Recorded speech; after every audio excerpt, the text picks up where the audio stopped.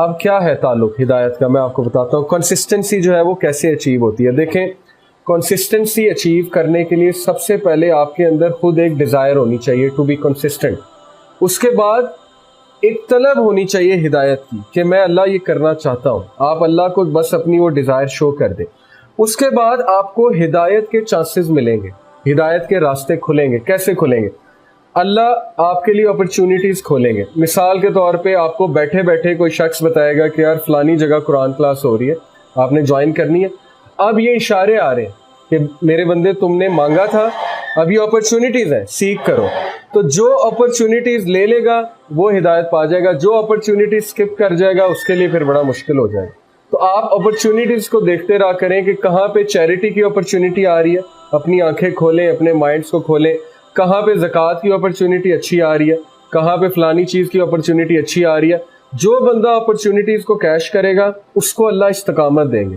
کیونکہ اصحاب کہف نے اپرچونیٹی کو کیش کیا، اعلان کیا کہ ہم نہیں مانتے تمہیں. جب انہوں نے اعلان کیا تو اللہ کہتے ہیں ہم نے ان کا دل مضبوط کر دیا. تو دل مضبوط تبھی ہوگا جب آپ کچھ ایکشن لیں گے، جب آپ اللہ کو کچھ شو کریں گے، اور پھر ایسا مضبوط ہوگا کہ انسان جو ہے وہ ہدایت پہ آ جائے گا.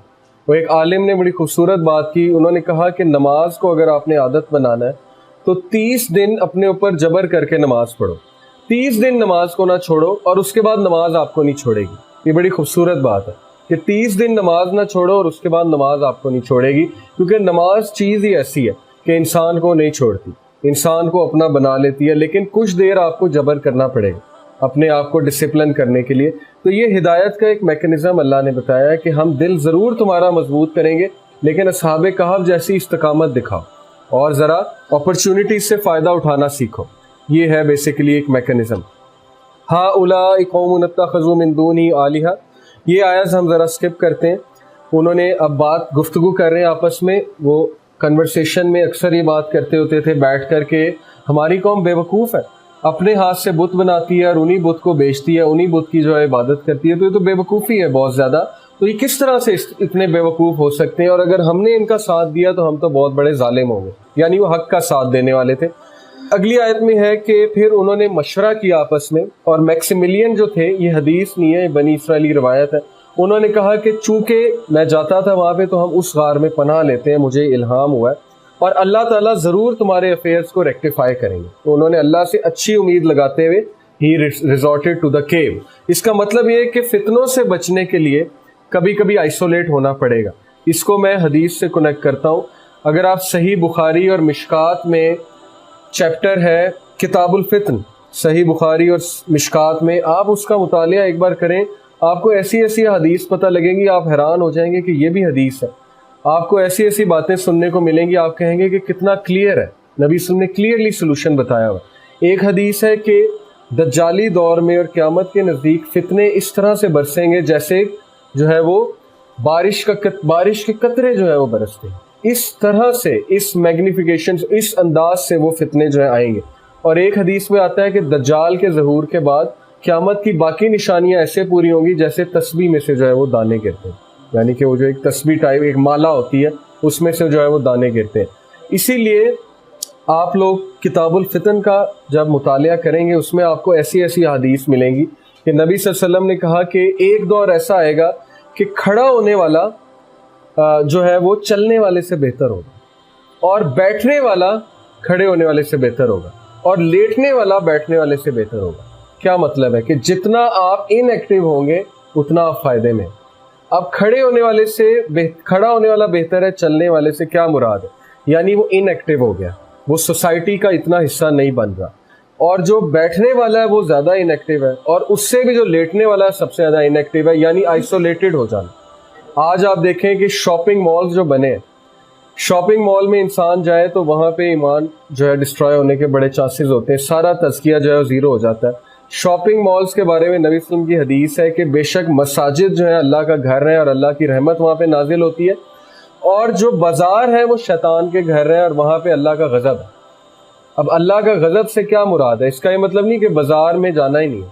وہاں اس لیے اللہ کا غضب ہے کیونکہ بازار میں 2 نمبری ہو رہی ہوتی ہے، بہت سا جھوٹ بولا جا رہا ہوتا ہے، وہاں پہ فحاشی ہوتی ہے، عریانی ہوتی ہے، یہ ساری چیزیں. تو اللہ کے نبی نے منع کیا ایسی جگہوں کو وزٹ زیادہ کرنے کے لیے.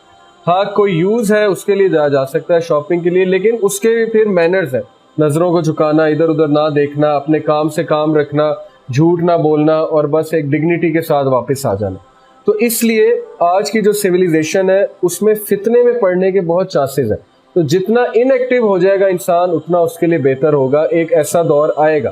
پھر ایک حدیث کے مطابق ہے کہ نبی صلی اللہ علیہ وسلم سے ایک صحابی نے پوچھا، حضرت حذیفہ، وہ بڑے سوال پوچھتے تھے نبی صلی اللہ علیہ وسلم سے. تو انہوں نے پوچھا کہ اللہ کے نبی ایسے دور میں ہم کیا کریں جب فتنے بارش کے قطروں کی طرح گریں گے؟ تو نبی صلی اللہ علیہ وسلم نے کہا کہ حذیفہ، تم جنگلوں میں پہاڑوں پہ چلے جانا اور وہاں پہ اپنی بھیڑ بکریاں لے جانا. انہوں نے کہا جب بھیڑ بکریاں ختم ہو جائیں گی پھر انہوں نے کہا پھر تم درخت کی ٹہنی چباتے رہنا حتیٰ کہ تمہیں موت آ جائے، یعنی واپس نہ پلٹنا، اس جگہ پہ رہنا. Go to the mountains. یہ ہے سلوشن کہ آئسولیٹ ہو جانا. ماؤنٹینس کی طرف جانے سے کیا مراد ہے؟ نیچر کی طرف واپس جانا.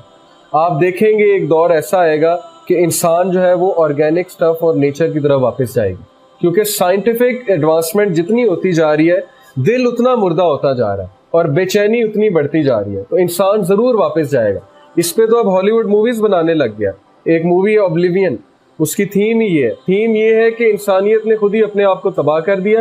اب دوبارہ سے کچھ لوگ نے نیچر کی طرف پلٹنا شروع کیا اور ماؤنٹینز میں جا کے رہنا شروع ہو. ماؤنٹینز دکھائے ہیں انہوں نے، اور ماؤنٹینز میں وہ نہروں کے پاس رہ رہے ہیں، ندی کے پاس رہ رہے ہیں اور نیچرل غذا کھا رہے ہیں اور وہ گرو ہو رہے ہیں اور گروم ہو رہے ہیں. تو یہ سلوشن تو حدیث میں بہت واضح انداز سے، یعنی میں اس کو اس طرح دیکھتا ہوں کہ جتنا انسان سائنٹیفک چیزوں سے اپنے آپ کو آئسولیٹ کرے اتنا بہتر ہے. یہ اس کا مطلب نہیں کہ بالکل ہی آئسولیٹ کر لے. مثال کے طور پہ ٹی وی جو ہے، میں تو اس چیز کا قائل ہوں کہ ٹی وی ہونا ہی نہیں چاہیے، کیونکہ وہ دجال کا ایک بہت بڑا ویپن ہے. انسان کو انفارمیشن کا اور بھی بہت سے ذریعے ہو سکتے ہیں. اگر ہاں کسی نے اچھے کاموں کے لیے ٹی وی رکھا ہے، پیس ٹی وی، وہ ایک الگ بات ہے، یا خبر نامہ دیکھنے کے لیے، لیکن اٹ شوڈ بی اوائڈڈ، کیونکہ بہت بڑا اس کا ایک ویپن ہے انفارمیشن جو ہے. اسی طرح مووی تھیٹر جو بنے ہوئے ہیں آج کل، وہاں پہ بندہ جائے دنگ رہ جاتا ہے. اب تو 7D پتہ نہیں کیا کیا آ گیا اور کس کس انداز سے انسان کو فیسینیٹ کیا جا رہا ہے. تو یہ فتنے ہیں سارے، یہ ٹیسٹ اور ٹرائل اور ٹریبولیشن میں ڈالنے کے ہتھیار ہیں. تو جتنا بندہ ان ایکٹیو ہوگا اس دور میں اس کے لیے اتنا بہتر ہے. جتنا بندہ کم ملے گا لوگوں سے اتنا اس کے لیے بہتر ہے، کیونکہ میجورٹی لوگ مادہ پرست ہیں. آپ نیگیٹو لوگوں میں رہیں گے ایسا ہو ہی نہیں سکتا آپ پازیٹیو ہوں. اگر آپ مٹیریلسٹک لوگوں میں رہیں گے، وٹ ڈو یو ایکسپیکٹ؟ آپ مٹیریلسٹک نہیں بنیں گے، آپ بالکل بنیں گے، آپ ان کی نیگیٹیوٹی ابزارو کریں گے. تو یہ بہت کٹھن ٹائم ہے. آئی ایکسیپٹ کہ انسان کو کبھی کبھی سمجھ نہیں آتی میں کروں کیا، میں ادھر جاؤں تو ادھر پھنس رہا ہوں، ادھر جاؤں تو ادھر پھنس رہا ہوں. تو یہی تو دجالیت ہے. اسی لیے اس سے بچنا کیسے، یہی ہم سلوشن جو ہے اس کی طرف آ رہے ہیں. تو یہ جو لوگ تھے یہ کیو کی طرف گئے اور پھر اللہ تعالیٰ نے انہیں جو ہے وہ اٹھایا. اور اگلی آیت میں وَتَرَى الشَّمْسَ إِذَا طَلَعَتْ تَزَاوَرُ كَهْفِهِمْ ذَاتَ الْيَمِينِ وَإِذَا غَرَبَتْ تَقْرِضُهُمْ ذَاتَ الشِّمَالِ وَهُمْ فِي فَجْوَةٍ مِّنْهُ And you might have seen the sun. تم نے شمس کو، سورج کو دیکھا ہوگا جب وہ اٹھتا ہے، جب وہ رائز کرتا ہے، declining to the right from their cave when it set, turning away from them to the left while they lay in the midst of the cave. This is one of the ayah of Allah. یہ اللہ کا ایک sign ہے. کیا مطلب ہے؟ کہ اللہ تعالیٰ انہیں دھوپ لگوا رہے تھے، کیونکہ زندہ بھی تو رکھنا تھا نا. اب وہ کچھ ایسے رخ اللہ نے انہیں کروٹ دلوائی کہ ان کو دھوپ بھی آتی رہتی تھی، وائٹامن ڈی بھی اللہ پہنچاتے رہتے تھے. اور اسی طرح اللہ سبحانہ وتعالیٰ کہتے ہیں کہ مَن يَهْدِ اللَّهُ فَهُوَ الْمُهْتَدِ وَمَن يُضْلِلْ فَلَن تَجِدَ لَهُ وَلِيًّا مُرْشِدًا. پہلے کیا بتایا کہ ہم انہیں کروٹ دلواتے تھے اور ہم جو ہے ان کا رخ ایسا کیا تھا کہ سورج کی شعاعیں، سورج ہدایت ہے، سورج لائٹ ہے، لائٹ دیتا ہے. تو آگے ہی اللہ نے کہا کہ اللہ جس کو ہدایت دیتا ہے وہی ہدایت پہ آتا ہے، اور اللہ کے علاوہ کسی کا کوئی ولی اور مددگار نہیں ہے. تو سورج جو ہے اس کو آپ سمجھیں ہدایت ہے. اور وہ سورج اصحاب کہف تک آ رہا تھا، حالانکہ وہ ہوش میں نہیں تھے، لیکن ان کا یہ ریوارڈ تھا. ریوارڈ یہ تھا کہ انہوں نے، ان کا ایک پورا بیک گراؤنڈ تھا. تو اللہ اسی شخص کو ہدایت دیتا ہے جو ہدایت کی طلب میں ہوتا ہے، اور ایسے ایسے انداز سے دیتا ہے کہ انسان سوچ بھی نہیں سکتا. تو یہ اس آیت سے ہم اخذ کر سکتے ہیں. اسی لیے اللہ نے کہا کہ اللہ کے علاوہ کوئی ہدایت نہیں دے سکتا اور کوئی ولی اللہ کے علاوہ نہیں ہے. وَتَحْسَبُهُمْ أَيْقَاظًا وَهُمْ رُقُودٌ. ہم انہیں، تم سمجھو گے کہ وہ اویک ہیں while they were asleep. اس کی تفسیر میں یہ آتا ہے کہ اصل میں ان کی آنکھیں جو ہیں وہ کھلی ہوئی. جو بھی ان کے قریب آنے کی کوشش کرتا تھا، ان پہ ایک نظر ڈالتا تھا، اس پہ ایک ہیبت طاری ہو جاتی تھی. وَنُكَلِّمُ ذَاتَ الْيَمِينِ وَذَاتَ الشِّمَالِ وَقَلْبٌ بَاسِطٌ ذِرَاعَيْهِ بِالْوَسِيدِ लवित्तलअत अलैहिम लवल्लैत मिनहुम फिरारन वला मुलित मिनहुम रुअबा, कि उन पे रोब तारी हो जाता था, जो भी उनको देखते थे वो घबरा जाते थे। यानी वो इतना खौफनाक सीन होता था कि उनका कुत्ता जो है वो इस तरह से पंजे करके बाहर पहरा दे रहा होता था, और पता नहीं कितनी खौफनाक शक्ल उसकी होगी, और वो लोग में एक हैबत तारी की हुई थी अल्लाह ने, जो भी उनको देखता था वो दौड़ लगा देता था, उसमें एक रोब तारी हो जाता था।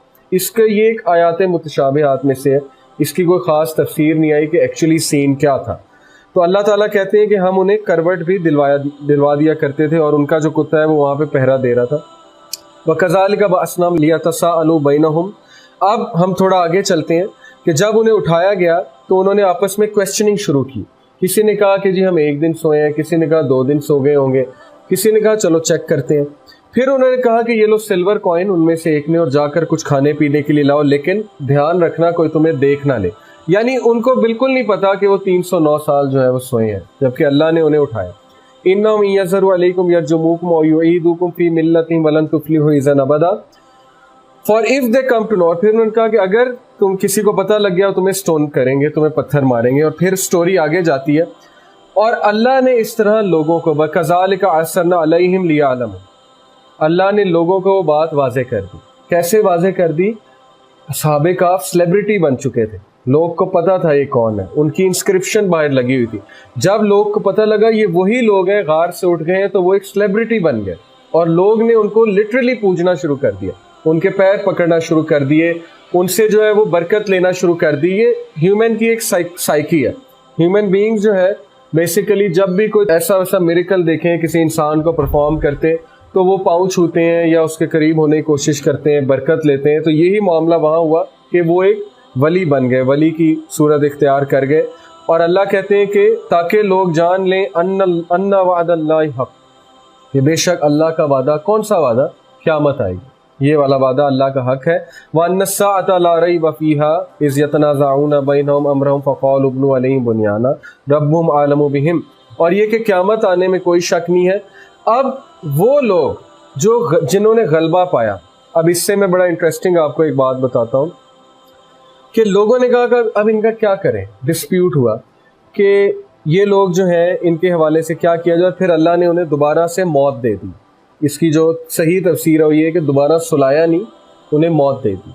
अब उनका पर्पस ख़त्म हो चुका था, तो जब उनको मौत दे दी तो फिर उन्होंने बहस की कि क्या करें। किसी ने कहा मज़ार बना लो, किसी ने कहा नहीं ऐसे ही छोड़ दो, ये अल्लाह के साइंस हैं, इनको बस बंद रहने दो।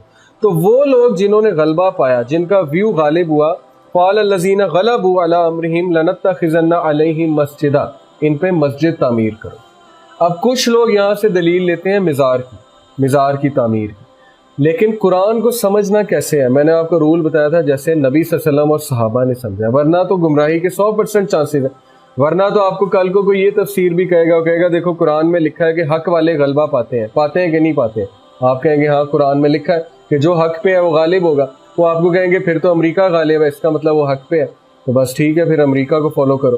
तो ये तो एक स्ट्रॉ मैन है, ये तो लॉजिकल फैलेसी है, ये तो आप अपनी ख्वाहिश के मुताबिक तफसीर कर रहे हैं।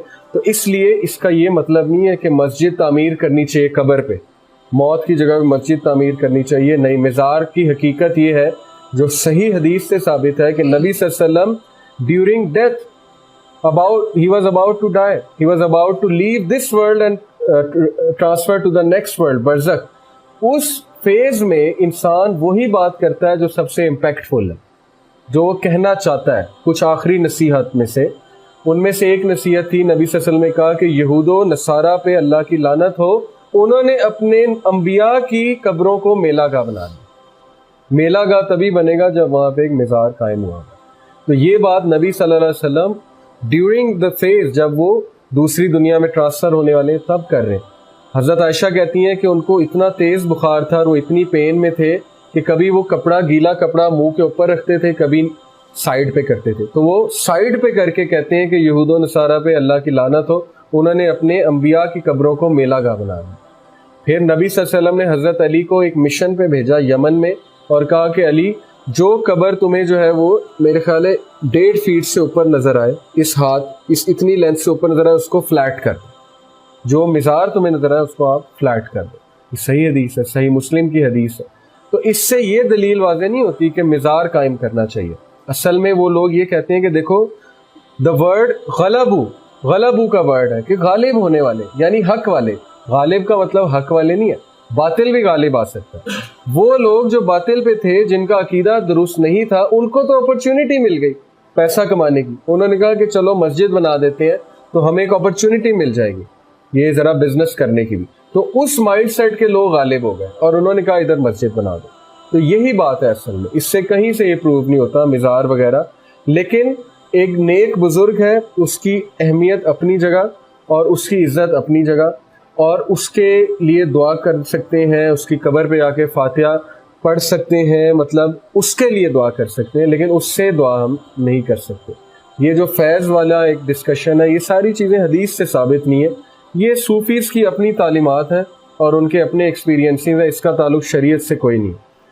پھر اللہ تعالیٰ آگے چلتے ہیں تو 22ویں نمبر آیت میں کہتے ہیں کہ کچھ لوگ کہیں گے وہ 3 تھے, کچھ لوگ کہیں گے وہ 4 تھے, چوتھا ان کا کتا تھا, کچھ لوگ کہیں گے 5 تھے, کچھ لوگ کہیں گے 6 تھے, اور وہ لوگ کیا سرائیاں کر رہے ہیں غیب کی باتوں میں.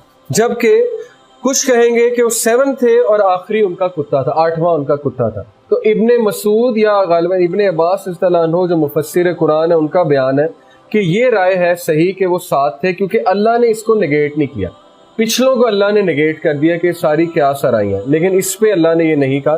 تو اللہ نے کہا کہ سے کہیے محمد صلی اللہ علیہ وسلم, کل ربی عالم بعدتہم, میرے اللہ کو ان کی اعداد و شمار کا پتہ ہے, نمبرز کا پتہ ہے, وہ کتنے تھے. نن نوز دا غیب ایکسیپٹ ہم, کوئی بھی غیب نہیں جانتا ہے سوائے میرے رب کے. اور consult not any of them, یعنی تم جیوز اور کرسچن سے کنسلٹ مت کرو about the people of the cave, ان کو تو خود نہیں پتا, انہوں نے تو کتاب اپنی پوری چینج کر دی, ہم آپ کو حق بتا رہے ہیں. اس سے یہ واضح ہوا کہ فضول ڈسکشنز میں نہیں پڑھنا چاہیے جو انسان کا وقت برباد کرے. وہ چیز جو آخرت میں فائدہ دے گی اور دنیا میں فائدہ دے گی, ہاں اس پہ آپ بحث کریں, بحث و مباحثہ. لیکن وہ چیز جس کا سوال ہی نہیں ہونا, جو ہمارے عقیدے کا حصہ نہیں ہے, اس پہ وقت ضائع کرنے کی جو ہے وہ کوئی بھی دلیل نہیں ہے, نہ کوئی بھی اس پہ ضرورت ہے. یہ بیسکلی اللہ بتانا چاہ رہے.